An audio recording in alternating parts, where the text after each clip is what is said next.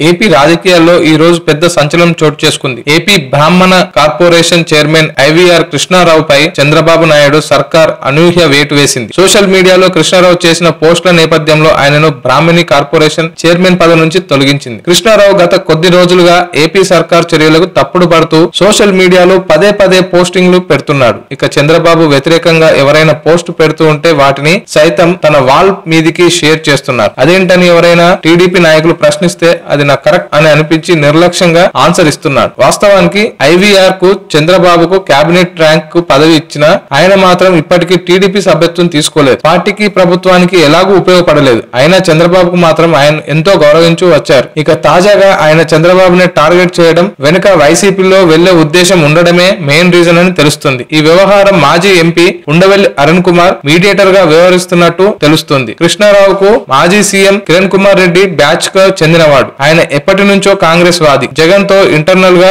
ఎప్పటి నుంచో సంబంధాలు కంటిన్యూ చేస్తూ వస్తున్నారు. ఇక ఐవీఆర్ ను వైసీపీలో తీసుకెళ్లేందుకు మీడియేటర్ గా ఉన్న అరుణ్ కుమార్ కాంగ్రెస్ లోకి వచ్చిన ఉపయోగం లేదట. భాజపా మీద సిద్ధాంతాలకు అనుగుణమైన పార్టీయే కావచ్చు, కానీ బీజేపీలోకి వెళ్లినా మళ్లీ మీరు చంద్రబాబునే సేవించాల్సి ఉంటుందని, కాబట్టి వైసీపీలో చేరాలని ఆయనకు సలహా ఇచ్చినట్టు మ్యాటర్ లీక్ అయింది. ఇక వైసీపీలో చేరితే బ్రాహ్మణ సామాజిక వర్గం అధికంగా ఉన్న ఏపీలో విజయవాడ సెంట్రల్ నుంచి పోటీ చేయండని కూడా వైఎస్ఆర్ ఉండవల్లి సలహా ఇచ్చినట్టు తెలుస్తుంది. ఎలాగూ మీరు వైసీపీ వారికే రుణాలు ఇచ్చారు కాబట్టి వారికి మీ పట్ల మంచి అభిప్రాయం ఉందని కూడా ఉండవల్లి ఆయనకు సలహా ఇచ్చారంట. ఐవీఆర్ వైసీపీలో చేరితే విజయవాడ సెంట్రల్ సీటు ఇచ్చేందుకు జగన్ సైతం సుముఖంగానే ఉన్నట్టు సమాచారం. ఏదేమైనా ఇక్కడ చంద్రబాబు ఎంత గౌరవించి పదవి ఇస్తే ఆయనను వెన్నుపోటు పొడిచి ఐవీఆర్ అక్కడ జగన్ కు సీట్ ఆఫర్ చేయడంతో అటు జంప్ చేసి రంగం సిద్ధం చేసుకున్నట్టు తెలుస్తుంది.